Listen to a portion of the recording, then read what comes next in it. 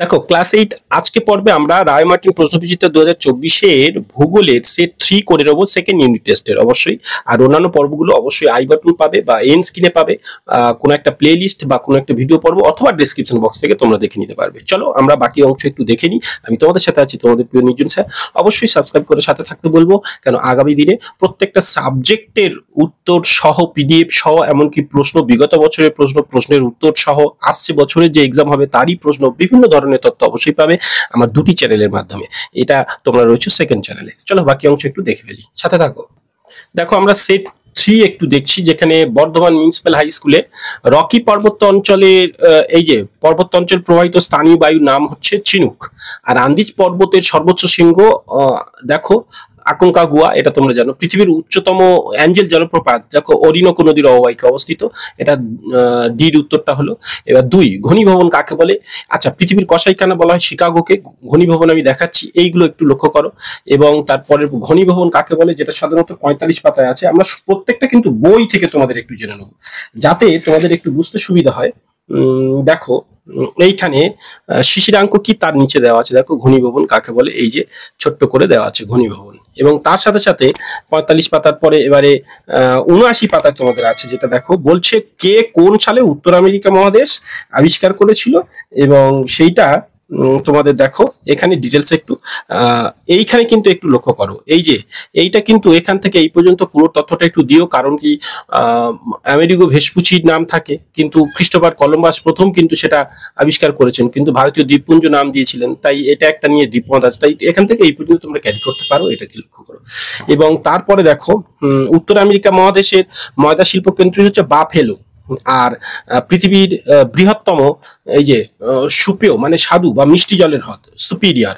আর দেখো পশ্চিম ভারতীয় দ্বীপপুঞ্জের, এই যে পশ্চিম ভারতীয় দ্বীপপুঞ্জের দ্বীপপুঞ্জের অঞ্চলে ক্রান্ত ঘূর্ণবার্তের অপর নাম হ্যারিকেন। আর অ্যামাজন অববাহিকার উত্তর দিকে কোন উচ্চভূমি থাকে, এটা দেখো গায়ানা উচ্চভূমি। তো চলো এবার পরের পাতায় আমরা একটু দেখে নিই। দেখো এবার দেখবো 4-1 বৃষ্টির ছায় অঞ্চল। যেখানে দেখো বৃষ্টির ছায় অঞ্চল, এই যে বৃষ্টির ছায় অঞ্চল, এখান থেকে লক্ষ্য করো, এই যে এখান থেকে এই পর্যন্ত তোমাদের দেওয়া আছে বৃষ্টির ছায় অঞ্চল। এটা তোমাদের এটা সাধারণত তোমাদের 47 পাতা ছিল। এবার পৃথিবীর রুটির ঝুড়ি, এটা তোমরা 87 পাতায় দেখে নেবে, আমরা একটু দেখে নেবো 87 পাতায় প্রত্যেকটা অঞ্চল। এই যে পৃথিবীর রুটির ঝুড়ি কাকে বলে, এই যে প্রেইরি তৃণভূমি অঞ্চলকে আমরা একটু ছোট্ট করে একটু দেখে নিই, যাতে প্রত্যেকটা ভিডিও পর্ব ঠিক আছে। দেখো প্রেইরি তৃণভূমি, এটা পুরোটা তোমরা পৃথিবীর রুটির ঝুড়ি কেন বলে এটা পুরো একটু দেখে নেবে, প্রেইরি তৃণভূমি। তো এবার তারপরে দেখো আপেক্ষিক আর্দ্রতা আবার বলেছে 46 পাতায়। তো আপেক্ষিক আর্দ্রতায় আমরা চলে যাব, যেখানে দেখো এই যে ছোট্ট করে পয়েন্ট করে দেওয়া আছে, এখানে এই যে বক্স করা আছে আপেক্ষিক আর্দ্রতা কাকে বলে। তো এইটা গেল।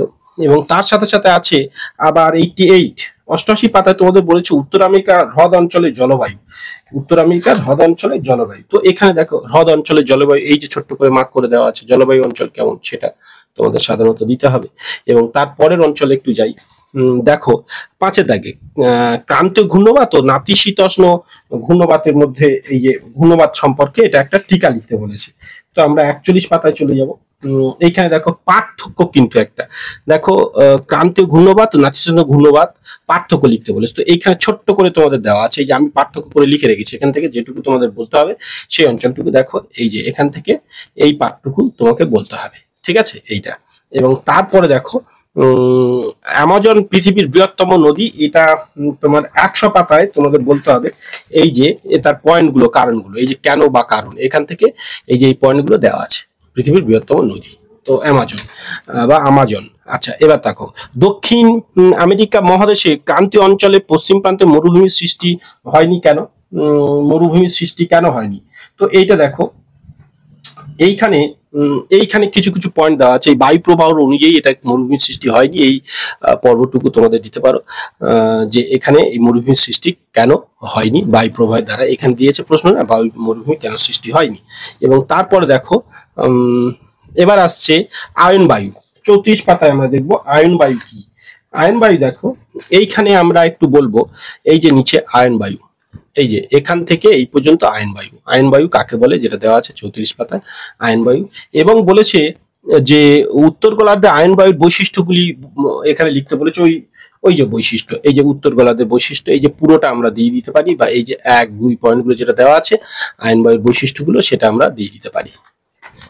তো যাই হোক, এইবার দেখো সমুদ্র বায়ু, আর এটা তো অনেকবার পড়ছে, সমুদ্র বায়ু এবং স্থলবায়ুর এটা চিত্র সহ ব্যাখ্যাটা। প্রথমত চিত্রটা একটু তোমরা দেখে নাও, এই দুটো ছবি যেমন এইটা, আর তার সাথে সাথে এই যে সমুদ্র বায়ুর পুরো পাটটা, আর নিচে কিছুটা দেওয়া আছে এই স্থলবায়ু, এই অঞ্চলটুকু তোমাদের দিতে হবে। আর বিশেষত্ব হিসাবে এইগুলো দিতে পারো, সমুদ্র বায়ু স্থলবায়ুর বিশেষত্ব, এই যে পয়েন্টগুলো যেমন দেওয়া আছে, ঠিক আছে এইখানে। তো এই হলো তোমাদের সেট 3। আমরা এবার নিশ্চয়ই সেট 4 সেখানে উত্তর কমপ্লিট করে দেওয়া আছে। অবশ্যই তোমাদের আগামী ভিডিও পর্বে অবশ্যই এই চেতলা বয়েজ হাই স্কুলের অবশ্যই সমস্ত উত্তর পর্ব জানাবো, সাথে থাকো।